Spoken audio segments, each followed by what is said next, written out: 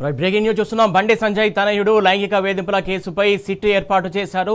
Cyberabad DCP నేతృత్వంలో ప్రత్యేక దర్యాప్తు బృందాన్ని ఏర్పాటు చేస్తూ నిర్ణయం తీసుకున్నారు.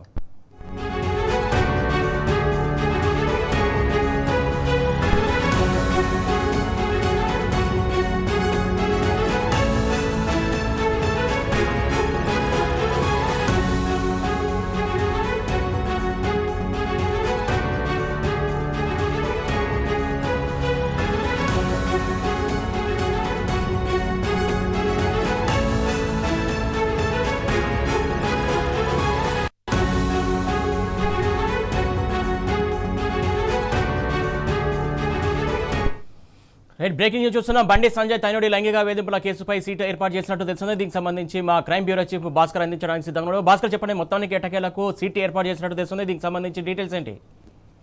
ప్రస్తుతానికి బండి సంజయ్ కి సంబంధించినటువంటి కుమారుడు బండి భగీరథకు సంబంధించినటువంటి అంశంలో ఈ అంశానికి సంబంధించి పదే పదే టీవీస్ లో వరుస కథనాలతో దిగి వచ్చినటువంటి రాష్ట్ర ప్రభుత్వం ఎట్టకేలకు దీనిపైన పూర్తి స్థాయిలో విచారణ జరపాలని చెప్పడం జరిగింది. ఇక ఆ ప్రజల నుంచి తీవ్రమైనటువంటి వ్యతిరేకత రావడంతో ఏం చేయాలో తెలియని పరిస్థితుల్లో ఒక సిట్ ని కూడా ఏర్పాటు చేశారు. ప్రస్తుతానికి కుకట్పల్లి డీసీపీగా ఉన్నటువంటి సైబరాబాద్ పరిధిలో ఉన్నటువంటి డీసీపీ రితిరాజ్ గైక్వాడ్ ఆమెను డీసీపీని ఈ సిట్ కు ఇన్ఛార్జిగా ప్రత్యేక బృందానికి ఇన్ఛార్జిగా ఏర్పాటు చేశారు.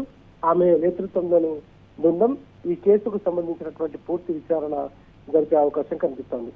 ప్రస్తుతం సైబరాబాద్ డీసీపీగా ఆమె విధులు నిర్వహిస్తోంది. ఆమె నేతృత్వంలో బృందం మొత్తం విచారణ జరుగుతుంది. కేసు రిజిస్టర్ అయినప్పటి నుండి కేసు కంప్లైంట్ తో సహా మిగతా వాళ్ళందరినీ వరుసగా ఆమె విచారించే అవకాశం కనిపిస్తోంది.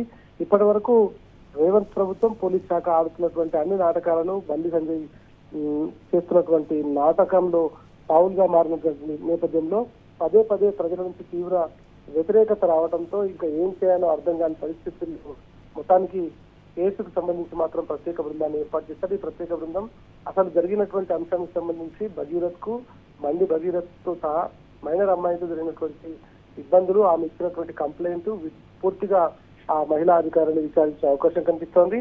ఆ విచారించిన తర్వాత పూర్తి స్థాయిలో నివేదిక అందించే అవకాశం కూడా కనిపిస్తోంది. దీనికి సంబంధించి ఇంకా ఎవరెవరు అధికారులు ఉంటారు, దీని టైం లిమిట్స్ ఏమైనా ఉందా, ఈ ప్రత్యేక బృందం ఎన్ని రోజుల్లో పూర్తిగా రిపోర్ట్ ను అందిస్తుంది అనేటువంటి అన్ని అంశాలను కూడా మనకు సాయంత్రానికల్లా అఫీషియల్ గా తెలిసే అవకాశం కనిపిస్తోంది. రితిరాజ్ గైక్వాడ్ ఆమె ప్రస్తుతానికి కుకట్పల్లిలో డీసీపీగా పనిచేస్తా ఉన్నారు సైబరాబాద్ పరిధిలో. ఇన్సిడెంట్ జరిగింది కూడా పేట్ బషీరాబాద్ పోలీస్ స్టేషన్ కాబట్టి ఆ పేట్ బషీరాబాద్ పోలీస్ స్టేషన్ కూడా జోన్ వేరే మేడ్చల్ జోన్ అయినప్పటికీ మేడ్చల్ జోన్ లో ఉన్నటువంటి డీసీపీ మహిళా అధికారిగా ఉండాలి కాబట్టి అక్కడ మహిళా అధికారి కేవలం కుకట్పల్లికి సంబంధించినటువంటి డీసీపీగా ఉన్నారు కాబట్టి ఆమెను ప్రత్యేక అధికారినిగా ఏర్పాటు చేశారు. దీంట్లో ఇప్పటివరకు నమోదైనటువంటి కేసుకు సంబంధించిన డీటెయిల్స్, ఆ విక్టిమ్ తో మాట్లాడటం, అక్యూజ్డ్ గా పేర్కొంటున్నటువంటి బండి సంజయ్ కుమారుడు బండి భరత్ ఎక్కడెక్కడ కలిశారు, ఏమేం చేశారు, ఆమె చెప్పినటువంటి అన్ని ఎవిడెన్సెస్ కూడా కలెక్ట్ చేసి దీనికి సంబంధించి విచారణ కొనసాగిస్తారు.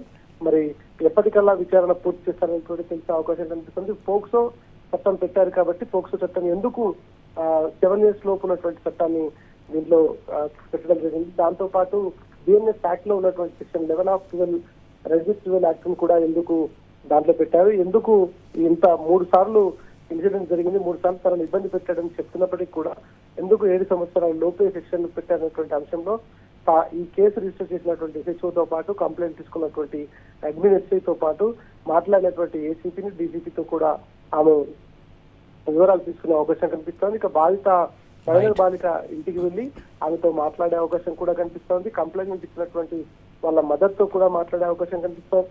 ఈ మొత్తం వ్యవహారంలో వాళ్ళు ఎదుర్కొన్నటువంటి అన్ని అంశాలను కూడా చూస్తుందా లేదా అన్నటువంటి కూడా తెలియాలి. ఇక ఈ సిట్ అయినా కనీసం స్వతంత్ర ప్రతిపత్తిగా వ్యవహరించి ముందుకు వెళ్తుందా లేదా రాష్ట్ర ప్రభుత్వంలోని అధికారులు కాబట్టి రాష్ట్ర ప్రభుత్వం చేసేటువంటి ఒత్తిళ్లకు కేంద్ర సహాయ మంత్రిగా ఉన్నటువంటి బండి సంజయ్ కి సహాయంగా ఉన్నటువంటి రేవంత్ రెడ్డి ప్రభుత్వం ఉన్నటువంటి పోలీసు అధికారులు ఈ కేసును నిక్కచ్చిగా నిగ్గు తెలుస్తారా లేదా అనేది మాత్రం చూడాల్సిన అవసరం కనిపిస్తోంది.